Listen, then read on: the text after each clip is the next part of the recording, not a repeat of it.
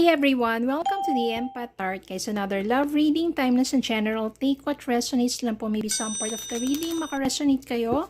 Some part of it hindi. Totally makaresonate na parang kwento ninyo ito or hindi naman kaya dahil iba't ibang mga energies, iba't ibang mga love connections. Pero tingnan natin ngayon kung ano ang mensahe sa atin. Mga gabay at aral sa buhay, pag-ibig, and life in general.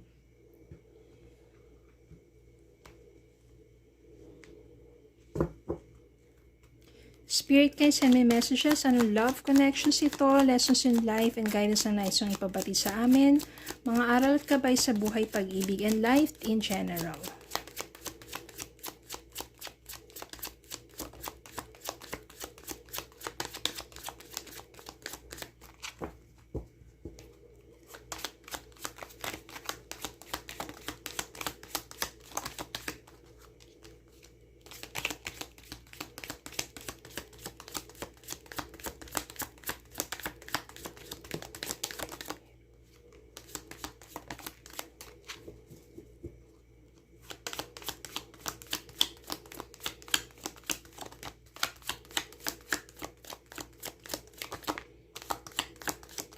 Okay, more messages sa spirit guide.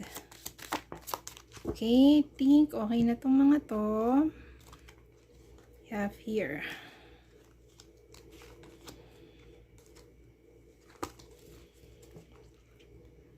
Three of Swords.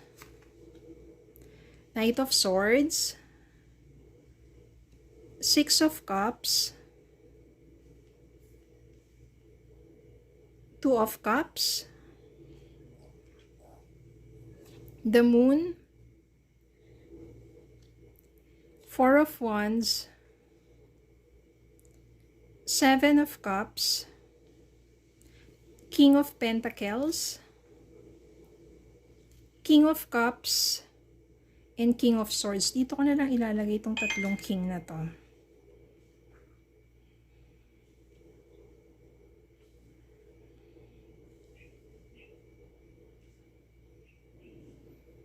Itignan natin yan. Yan. Ang daming king dito. King of Pentacles, Cups, at saka Swords. So parang ano no, parang sana all. Ganun ang peg dito. Pero bago yan, tingnan natin. Meron kasi ditong Three of Swords.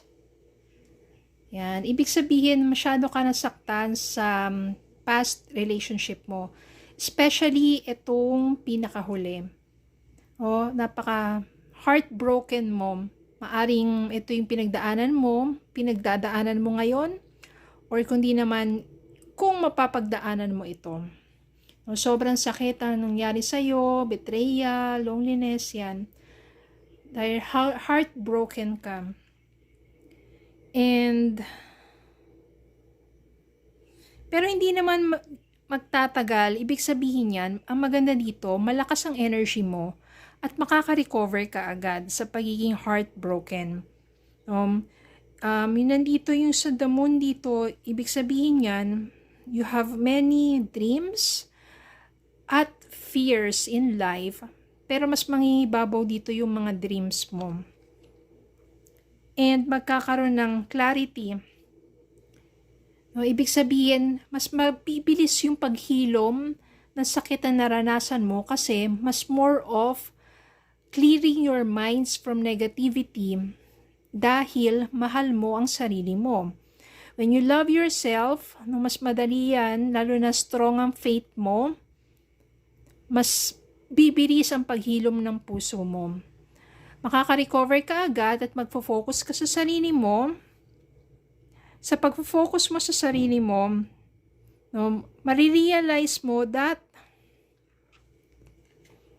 marami naman palang pwedeng gawin.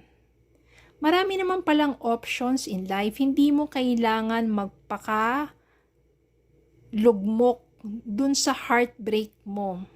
Dahil minsan, yung heartbreak na yun, ibig sabihin lang, is redirection. Maaaring hindi pa yun yung tamang tao para sa'yo, but the universe is redirecting you to the right person. At kapag nag-focus ka sa self-love and care, you will realize ang dami naman palang mga pangarap na pwede mo pang unahin o gawin.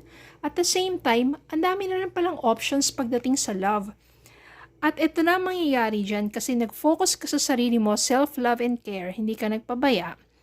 You become more attractive. Palaging sinasabi yan, that's the best way for you to raise your vibrations and become attractive, magnetic.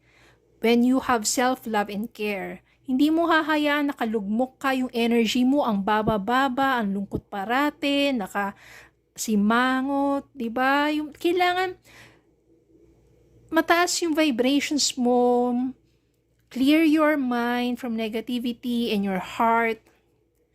Kailangan ng forgiveness, go! Kasi forgiveness also is releasing or letting go of that pain. Para na rin sa'yo yan, peace of mind at saka para gumaan ang kalooban mo. Hayaan mo na yung taong nanakit sa'yo. Hayaan mo na ang universe. Diba? So, self-love and care, ganun ang gagawin mo. You become more attractive pagdating sa love. Ito yan, oh.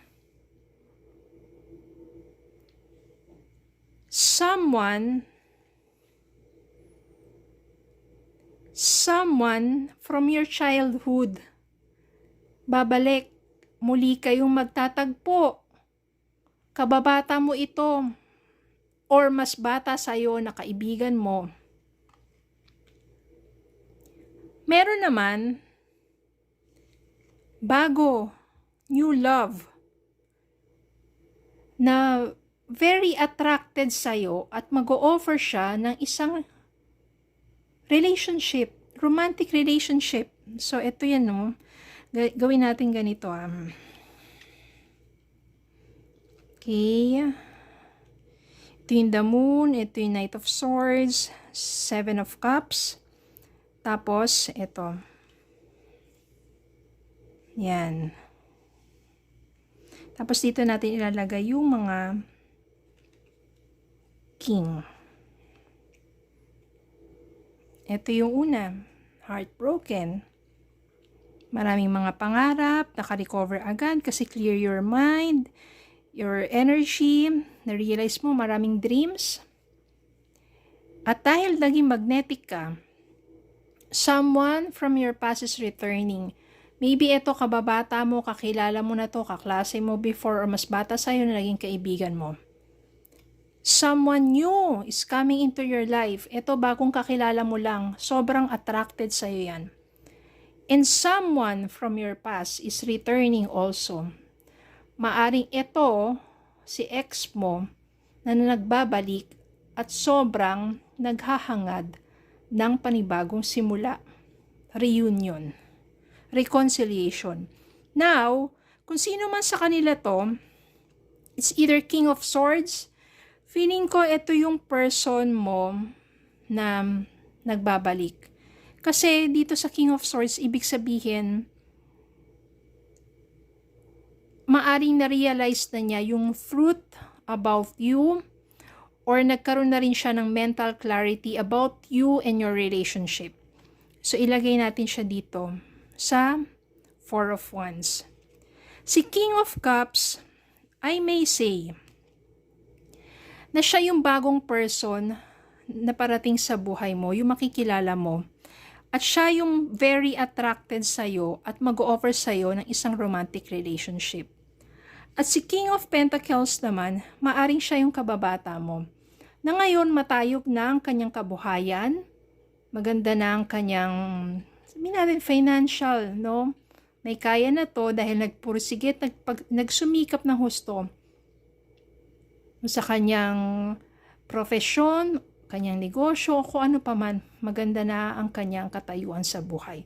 Sabihin natin siya, yung dati mong kababata, na muli kayong magtatagpo, meron kang panibagong person na mamimit at ang nais magbalik. Ngayon, nakakalito, no? Sino ngayon dyan? Ang magiging, sabihin natin, mas aangat. Hingi tayo ng sign. Sino po sa kanilang tatlo ang makakaangat o sabihin natin ang mas makakatulong o ang pinaka-sincere at masasabi natin na kapag siya na talaga yung binigay ng universe para sa'yo. Hingi tayo ng sign. Sign. Kung sino ba talaga sa kanila. Yan. So, dalawa to. Tatlo pala. Tatlong signs sa someone na very relaxed lang. Hindi siya stressful na tao. Someone na maganda ang kanyang naging kapalaran. Maganda ang kanyang katayuan sa buhay. At someone na magtitake ng effort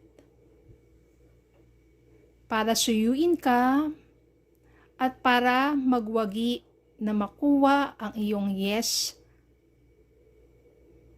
So, sino man sa tatlong to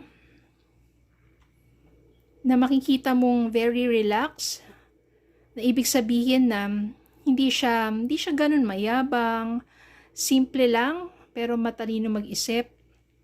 May estado na sa buhay, ibig sabihin, stable na siya, maganda ang kanyang kapalaran. At someone na mag-e-effort. Binamanifest niya kasi at mag-e-effort siya ng husto para makuha ang oo mo. Sino man sa kanilang yon, ang makitaan mo ng ganito, siya na yung makakapawi ng tuluyan dito sa broken heart mo. Okay? Kaya always pray to God, the Son, at very positive ng future love life mo or mangyayari sa love life mo. Maniwala ka lang. Ngayon, medyo mahihirapan ka lang mamili sa tatlo, pero yung signs or someone is very relaxed, hindi siya arrogante pero kalmado lang, matayog ang kanyang kabuhayan, maganda ang kanyang kapalaran kasi nagsumikap siya, at someone na mag-e-effort sa'yo. Yun ang mga signs. Okay? So good luck and God bless. Palagi lang maniwala, magtiwala, radiate love, peace and light. Okay, so yun lang po. Maraming salamat po for watching. Please don't forget to like, share, comment, subscribe, follow me on Facebook and YouTube. Have a good day po and God bless.